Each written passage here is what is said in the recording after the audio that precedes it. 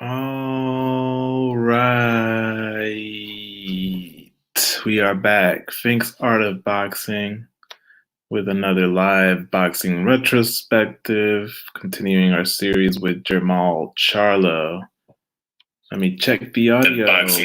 Whoa, sounds good to me. I appreciate you guys listening. If you like the contents of this video, Jermall Charlo versus Jrock from December 10th, 2016. If you like that content, if you like the following content, make sure you just hit the thumbs up like you'll hear me do now. Comment and subscribe, hit the bell icon to get notifications for the next time we go live, and follow me on Twitter at ArtFinks, ARTFINKS. Yes. So by way of the PBC website, we have presenting to you today Jermall Charlo versus Jrock. Jermall Charlo, back to back. I don't really like the phrase killers in boxing, but some might say back to back killers. Austin Trout, I think, was probably the best name on the resume of Jermall Charlo. I'd have to dig a little bit into Cornelius Bundridge, but at this point, we had an Austin Trout, a 30-year-old Austin Trout versus a 32 or 33 Cornelius Bundridge, who didn't really look. Let's just say Trout was way more competitive in there. Took plenty of punches and survived all 12. You know, even after opening up a little bit there above the right eye.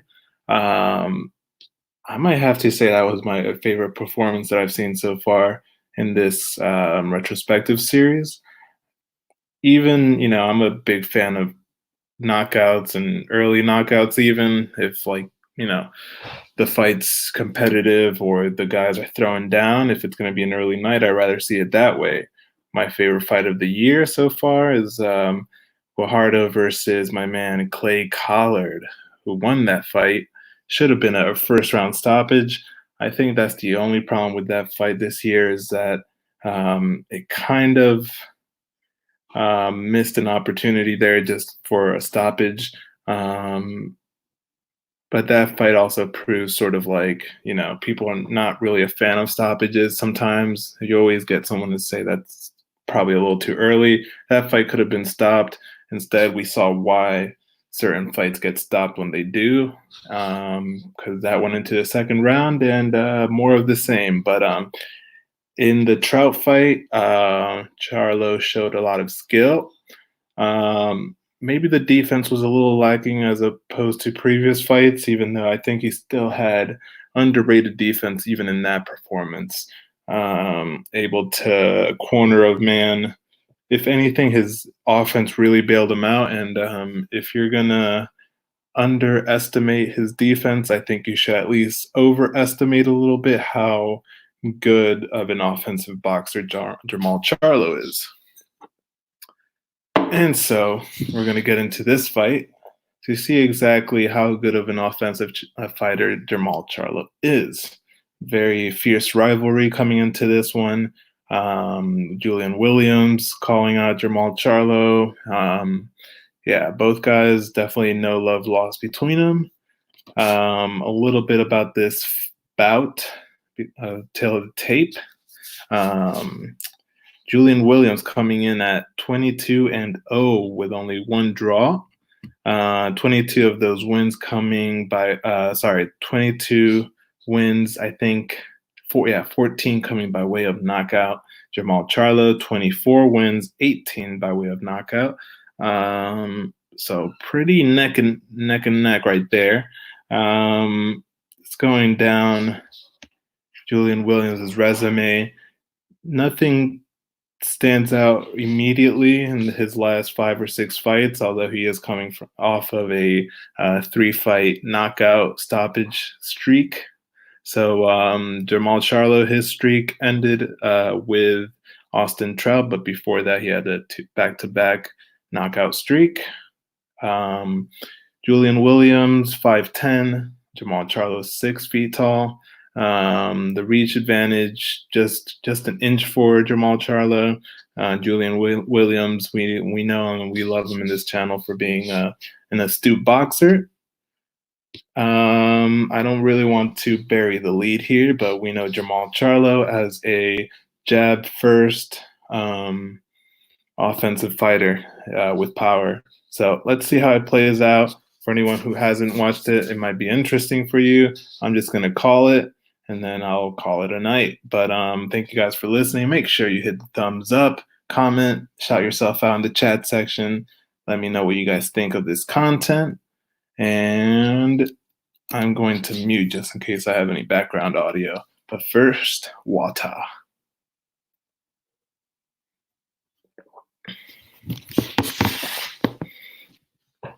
All right. Lost one in the chat. Hey, Finks, how you doing? Sorry, I just got here. What are you watching? No problem, man. I appreciate you asking. Lost one in the chat. Thank you so much. You have 0 background audio. Perfect. I haven't hit play yet, so I got Jermall Charlo versus Julian Williams. A little flashback. Been doing a little retrospective.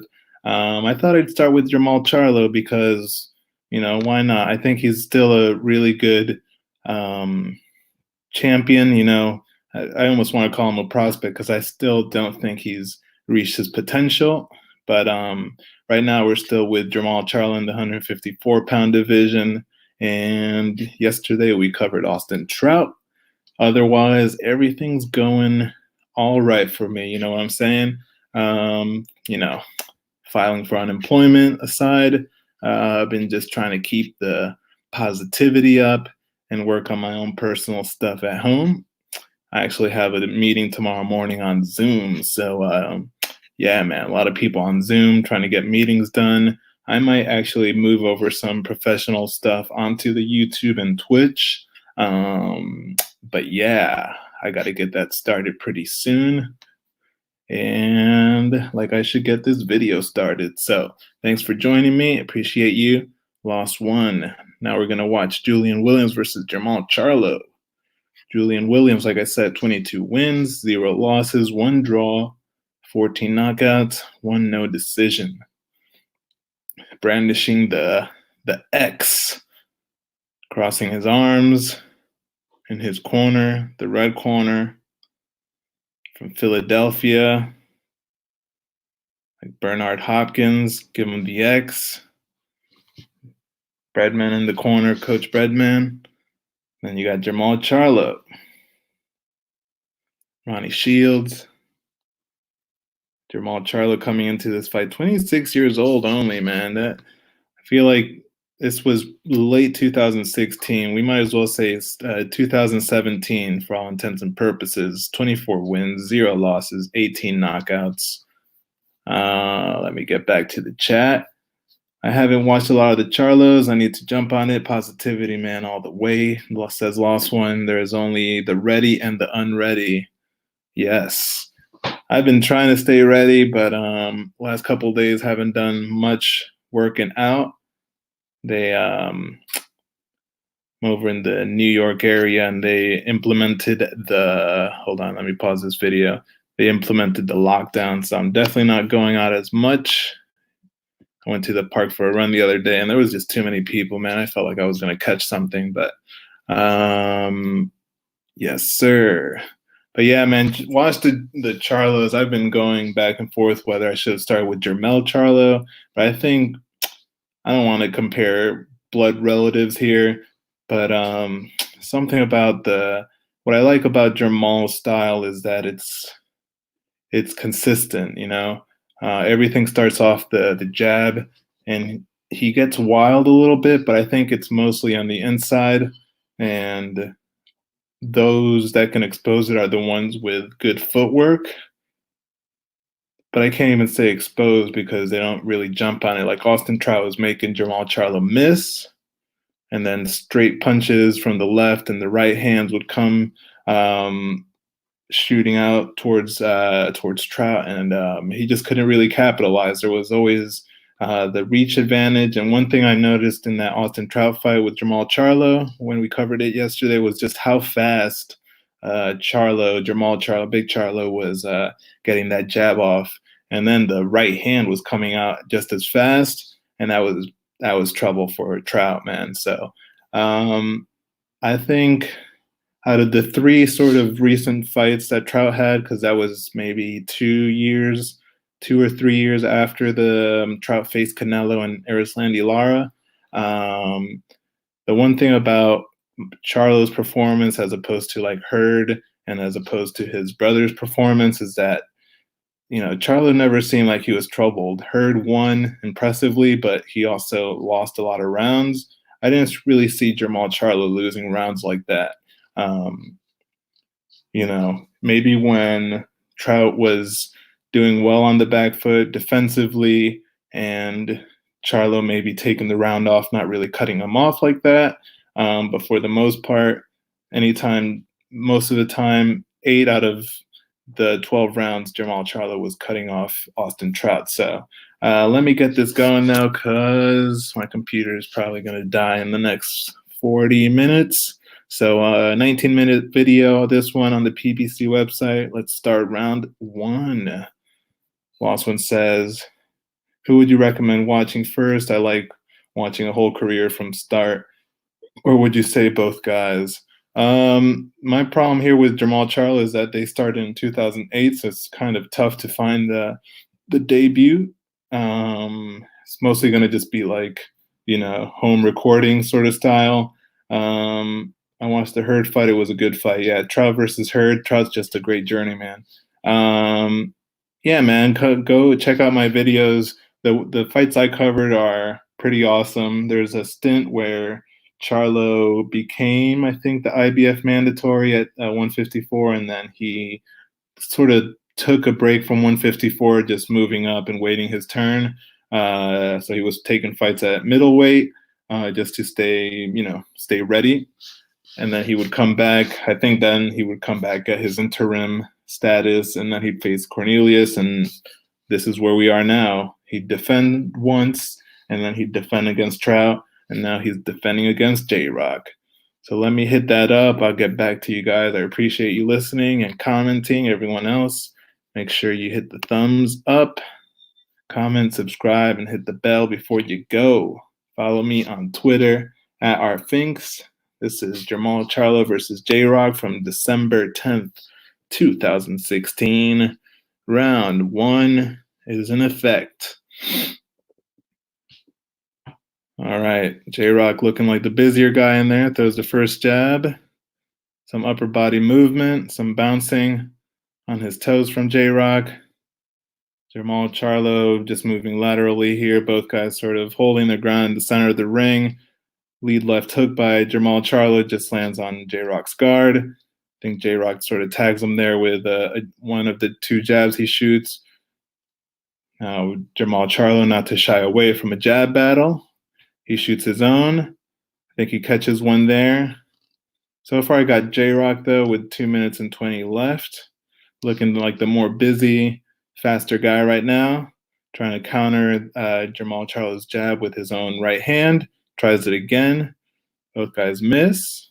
Slipping away from the punches.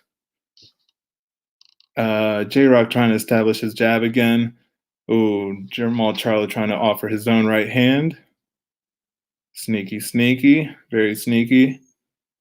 Jermall Charlo is not going to shy away from the jab battle, so he's holding his own. I think Jrock looks like a little bit on the back foot now. Getting pushed back to the corner a little bit. Now he's moving laterally away from the ropes, back to the center of the ring. Both guys, some upper body movement, side to side. Ready to slip any punches with 1:25 left. Battle of the jabs. Both guys still in the center of the ring. And a sneaky little counter with the right hand from Jrock. Now he pivots away to avoid any of Jermall Charlo's straight punches.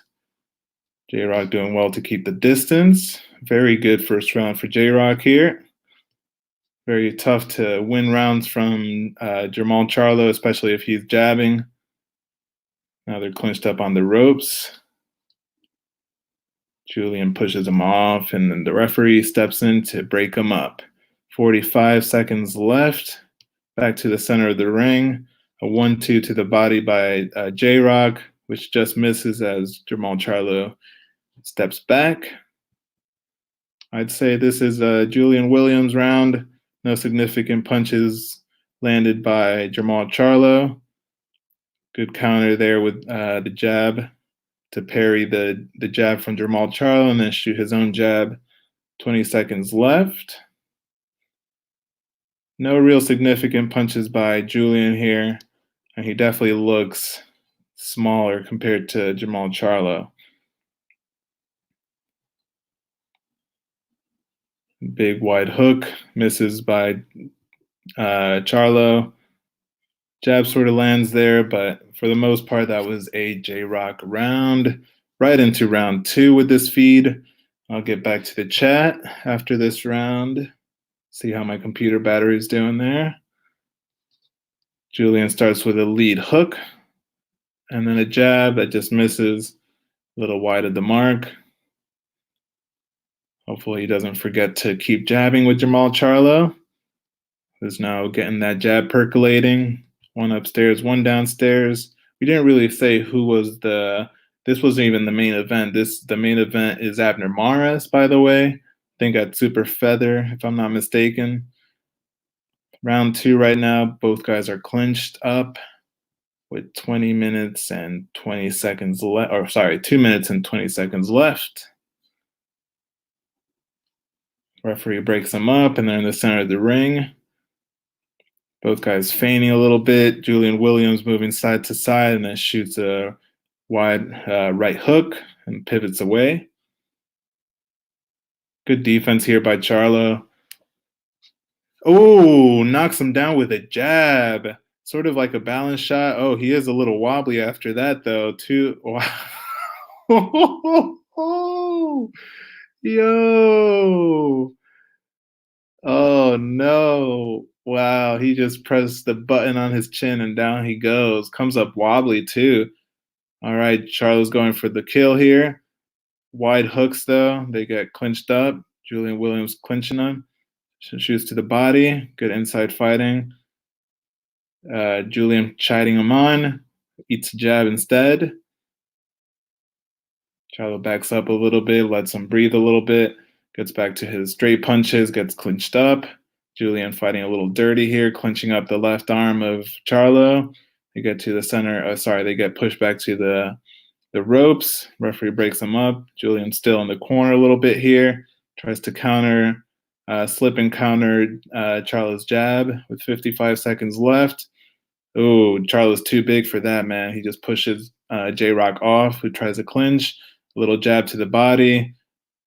Charlo with that right hand always up to his ear. Ooh, eats a punch there though. The left hand actually. So lead right hand by Julian Williams. Left hand actually tags Charlo, who has a good chin as we've mentioned before. He doesn't always get tagged, and never does anyone really tag him with most of their power. You know, they're never set. All right, 13 seconds left.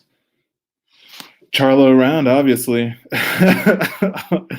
Oh, no. I don't think I remember that second round knockdown.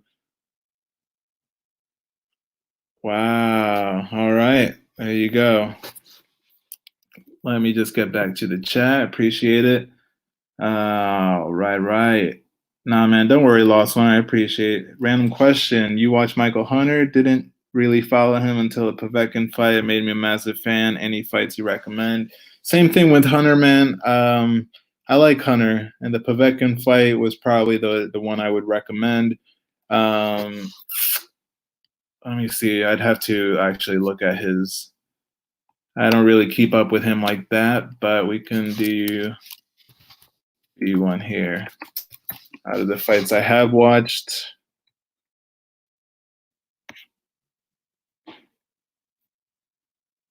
Kuzman. Martin Bacoli. Yeah, I think I saw the Bacoli fight. It's been a minute, but yeah, Michael Hunter versus Bacoli. I won't give it away. what happens in that, but that's probably a good one. Probably the fights from 2018, how he comes back after the Usyk fight. So yeah, Kaladze, Bacoli, Ustinov. I think he had a pretty good 2018. Not gonna lie, good run. Maldonado. Yeah, I'd probably just watch the career after cruiserweight. He's had a nice little rise. But the Povetkin fight, I think, is his the true barometer, and I really like Povetkin's, PEDs aside, I tip my hat to Povetkin, man. PEDs aside, obviously, but yeah, I like Povetkin's performance in that fight versus Hunter. I was not mad at the draw. I thought Hunter did well, came on strong at the end. Povetkin, though, that's why he got the draw, man, because he was fierce in there. So he only has 2 losses. People forget about Povetkin. He's been around for a minute. But yeah, Michael Hunter has to be a top 10 heavyweight if I haven't ranked him there already. But yeah, Michael Hunter, I check him out. Not sure what heavyweight's going to play out now. It just seems to me like it's Tyson's playground. He just got to fight AJ, I guess, man. I'm not mad at that fight. If the Deontay Wilder doesn't pan out, things like that happen. And when Andy Ruiz won the belt, I was probably the first one to be like, man, I just watch the undisputed. I don't even care. It's Andy Ruiz versus Deontay Wilder. Let's just get it. And that's just sort of me as a what do you call it? Selfish boxing fan. But these guys have their own contracts and careers, so whatever happens, I'm happy with it. But yeah, Hunter's pretty good. Lost one. Thanks, man. Join the commentary. Man, I appreciate it, man. I appreciate you. I hope you're doing okay too with all the quarantining and lockdowns, and just hope you guys are keeping that fridge full. Keep that butter and toast and bread and toast and lots of mashed potatoes and all that good stuff. And just yeah, man, we got the oven fired up here at the household. So it's been okay. Let's see. So big round 2 for Jermall Charlo. Starting round 3. Breadman looking concerned. Let's see that jab. We got a little replay here. Boom. Big jab lands. And Williams just loses his balance. He wasn't even off balance when both guys sort of shot their jab at the same time. Well, not really at the same time. Not with that replay. Oof. The referee's reaction. He's like, yeah, he's down. He's down on the jab. Look at that power, man. I kind of like those trunks too. He's got like the white fur, red leather color. They're showing the Jrock's best punch of the match. Not as good as Jermall Charlo's best punch of the match. Round 3. Fight. Thank you, PBC.com, for hosting the fight, man. We need more of this. Let's go. Jermall Charlo versus Julian Williams from California. And the Abner Maris undercard. Both guys in the center of the ring here. Big wide hook by Williams. He's operating behind the high guard here. Able to defend well against big hooks from Charlo. Charlo feints downstairs after shooting the jab. Good defense here. Good upper body movement by Charlo to avoid some of the hooks from Julian Williams. Quick reactions. Able to slip under the 1-2 by Julian Williams with 2 minutes left. My timing's all over the place. With 2 minutes left, some combinations there kind of rocks Julian Williams, even with his guard up. He waves Charlo in. I would not wave him in. I'd be trying to box him. Boxing and moving, stick and move. Julian's holding his ground though. Catches Charlo slipping under. Nothing too significant lands though. Both guys on the jab now. Williams has got to stay a little more busy, I think, man. Got to shoot that jab. Got to keep jabbing and then try to work off the jab. I'm not sure if I would want to hook with Charlo though. I don't know if I would want to hook with Charlo. He's just bigger and longer than all these guys we've seen him against in 154, man. It's just crazy how twin brothers, there's just a big difference in body type. You know, like he just looks like he's 160 pounds at 154, but Jermall Charlo, on the other hand, seems like the ideal 154 pounder. Like he seems still big enough at the weight, but compared to like his brother and or Jared Hurd, Jermell's just seems a little more slender. Jermall, I meant. 20 seconds, 25 seconds left. Not the most explosive round. 20 seconds left. And maybe Williams won that one. I don't know. That one's a tricky round to score. I think Charlo's been a little more busier, where Williams looks like he's trying to survive a little more. I wouldn't be mad who you gave that round to, but I have to say Charlo just because, you know, he was being more active, had good enough defense, no real clean punches by either guy. Nothing significant, but it looked like Charlo was the one dictating, like, yeah, I knocked you down the last round. This is my ring. I'm the general. All right, guys, fighting on the inside. A little bit locked up, so the referee splits them up.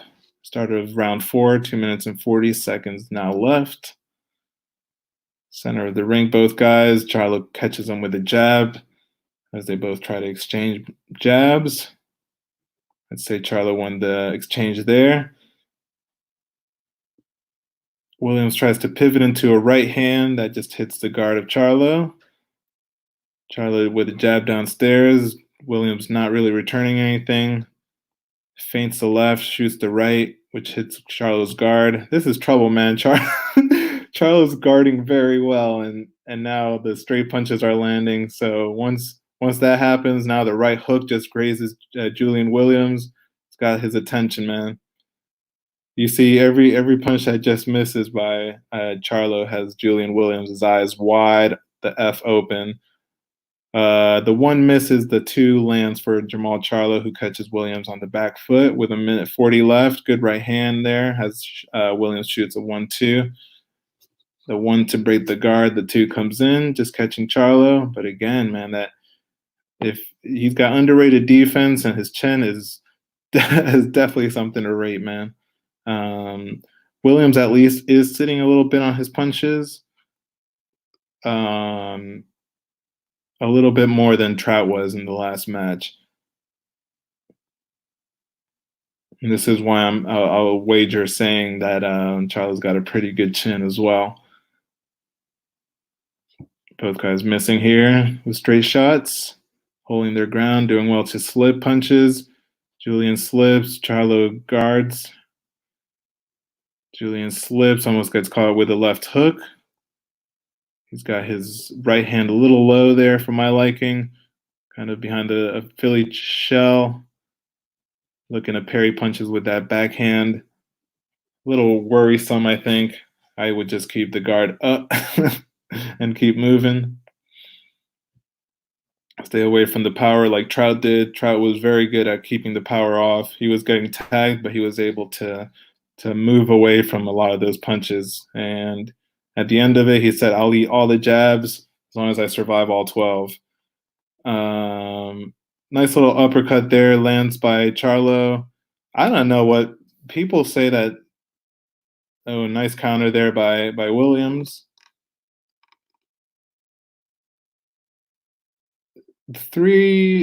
Round 3 was kind of quiet. I don't mind them splitting rounds there too. I'm splitting hairs here, but let's say Two rounds to Charlo, two rounds to Williams, but one knockdown for Charlo's got him ahead. I'm more inclined to say 3 rounds to Charlo, 1 round to Williams. Let's get back to the chat. Really appreciate the content, the feedback. You guys offer content as well, man. Give me something to read while I do this. Keeps me entertained as well. I wasn't mad at the draw, says Lost One. Not one bit. I was rooting for Povetkin all the way. Me too, man. For some reason, I'm not even like a Povetkin fan in that way. I was just watching that fight. I was like, man, that fucking Sasha. And then he came, put like that, one to watch for sure. Lawson says, would you give a super chat if I could, man? Instead, I'll do a couple shots. One more random question: is your profile picture Mike Tyson in the pigeon? Yeah, man, that's my shit, man. Tyson, New York, pigeons. It's just can't get any more New York. Tyson likes the Mets. That's my guy, man. Lost One says a lot of change between twins, believe it or not. A lot. My mother is a twin and she's completely different than her twin. Yeah. Yeah, man, definitely. I know some twins too, but they're not like, what do you call it, fraternal or whatever. They're not they're not identical twins. And there's, obviously they're physically different, but they're also just, different people altogether. But here is just interesting because the twins look alike, but one just looks like he's 160 pounds and then more when he's, walking around. The other twin, he looks like a 154 pounder. But I digress. I appreciate you. I think we're on the 5th round. Yes, sir. 4th round, a little more action than the 3rd round. That's why I give shout out to Julian Williams and that. I don't mind them splitting the rounds, but it wasn't like Charlo stopped I don't think Charlo stopped anything that he was doing right. So that's why it's hard for me to take away rounds from Charlo because he's doing a lot of things right here. The straight punches have been landing now. It's just a matter of fact that once the hooks start landing, it's going to be over. Charlo's not really winning this one on the jabs because he knows that without Williams moving around so much, I'm seeing it like 2 minutes and 30 left on round 5. To me, it seems like Charlo can tag him with the straight punches and with the hooks, and we haven't seen any uppercuts here. Charlo doesn't really fight on the inside too much. More of a long-range fighter. Ooh, 1-2 lands by Williams. Williams round for sure here, dictating what's happening. Williams looking a little gassed though. Wrapped up here. Typical Williams maneuver here to wrestle with the guy. He's just not really able to wrestle too much with Charlo. Charlo ducking under, keeping that high guard up. Close to a high guard. Nice jab there lands.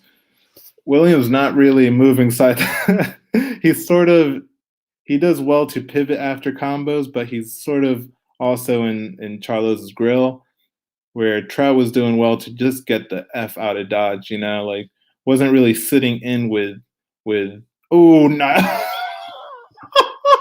What happened? We were asking about the uppercut and there it is. Oh no. Charlo held the uppercut until the 5th round.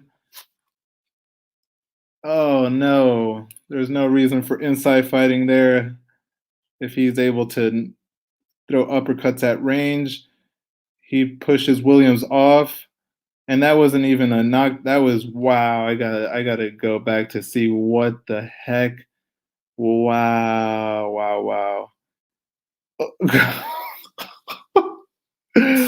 Yo, a minute 40 left. Okay, the jab there lands. Williams tries to shoot that double jab. Minute 35 left. Exchanging jabs, moving a little bit to the side. Williams just came in straight. That's the problem. He's not moving like Austin Trout. He shoots a jab. 1-2, misses. Charlo slips under the 1-2 and then comes up with an uppercut. We've seen one match really where Charlo wins it using great counters like that. Maybe two matches that we've covered. With a minute left, the referee Williams gets up. He's got the guard up, but he's taking hooks. Big hook there lands on the temple, and then Williams. It wasn't. He kind of gets shoved a little bit by Charlo, but he just kind of collapses too because a hook. Left and right hooks were coming by Charlo. One gets through the guard, which wobbles the man Williams. Charlo kind of gives him a push, but down he goes. And they wave it off. Wow. And then they cut off. The way they edited this video is just he's celebrating on the ropes, and then they cut to him like getting his arms raised by the referee. That's the best performance, man, that we've covered. That's it right there. Dang. And that would be the last match Charlo had at 154 pounds. That was basically to start 2017. That was in December 2016. And then finally, damn. Yeah, man, that was impressive. The rest of that round, because you only ever really see the highlight of the uppercut, but they don't really show just after how Williams got up, and then Charlo just jumps on him. We were just talking about the uppercut. Like I've seen that knockout before, but I didn't remember exactly that was an uppercut. We were just talking about the uppercut, and there it goes, man. No huge counters by Charlo, but in that fight, except for that, nothing as big as that, man. Mostly just a workman style by Charlo. The jab was pretty good. Like I said, mostly straight punches because Williams was sort of in front of him until he would pivot out to avoid the exchanges, but we were seeing the straight punches landing. Charlo was going for some hooks. They weren't really landing. Not much body work in terms of the hooks. Definitely jabs to the body by Charlo. And then the only power punch he really needed was that uppercut. And because he knocked him down with a jab. Like we've said it before, Charlo's jab is at 154 pounds. Charlo's jab is a power punch. So, but damn, that uppercut. Wow. Wow. 154 pounds. No one has had a jab better than Charlo, is what I've come to learn. We will be moving on to Charlo's career at middleweight after today. But man, there's not enough room for two Charlos at 154 pounds. Luckily, it seems like Jermall Charlo is carrying the mantle at 154 pounds. Might be able to repeat a similar performance. A little different though than Jermall Charlo. I think Jermall Charlo would beat Julian Williams. Just really more interested in the Rosario fight now because we can't get the two brothers fighting, but I think Rosario is sort of like a poor man's Jermall Charlo. He was sort of rocking Julian Williams through the rounds, where in this one it just ended so suddenly, But Rosario doesn't have the jab that Charlo had, man, at 154 pounds. That's my opinion. I appreciate you guys listening. I got to get ready for dinner. Man, I don't know. This guy gets too much of a bad rep. After saying all of that at 154 pounds, I would be more than excited to see somebody like that enter 160. I think Jermall had, with just one belt and three names in his resume, like the Bundridge, a little old. Trout, you can't really say much about Trout. You know, he's taken a couple losses, but I think it's all a myth, man. The whole Mayweather undefeated, that's just a myth, man. Obviously, it is a little easier to market, but that's beside the case, man. If you're marketable, you're marketable. Um, but yeah, if you saw someone like Charlo at 154 pounds and he's coming up to middleweight, where I think it needed a lot of help because it was a little top heavy. It was just Triple G really, and then Canelo coming back and getting that fight. But Charlo going up there, I would have been so excited. If I had a channel, I'd be like, "Yo, let's see this guy. He's a knockout artist. From what I've seen in those last three fights, he's a knockout artist, and he's got great offense." So. Don't know how he gets such a bad rep, but hey, man, we're here covering him.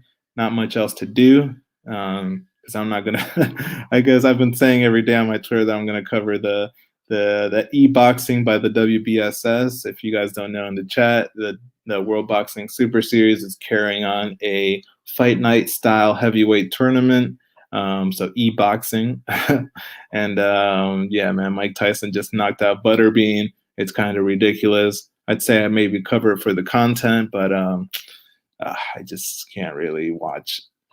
I can't really call a video game right now.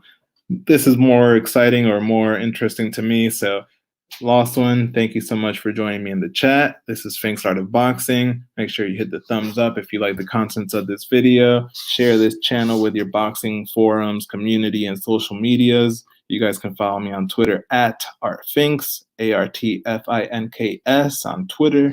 Hit the bell icon to get notifications for the next time we go live. I have a little Cash App. I'm not asking for anything, but if you guys find yourself there, you guys can help support the channel. Hit me up at $Finks Boxing. Obviously, not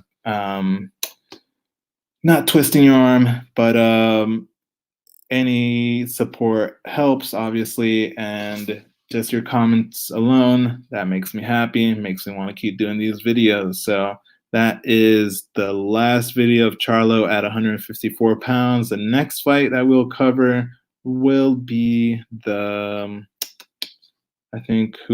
Highland fight, and maybe not the most thrilling opponent after the fights that we just gave you.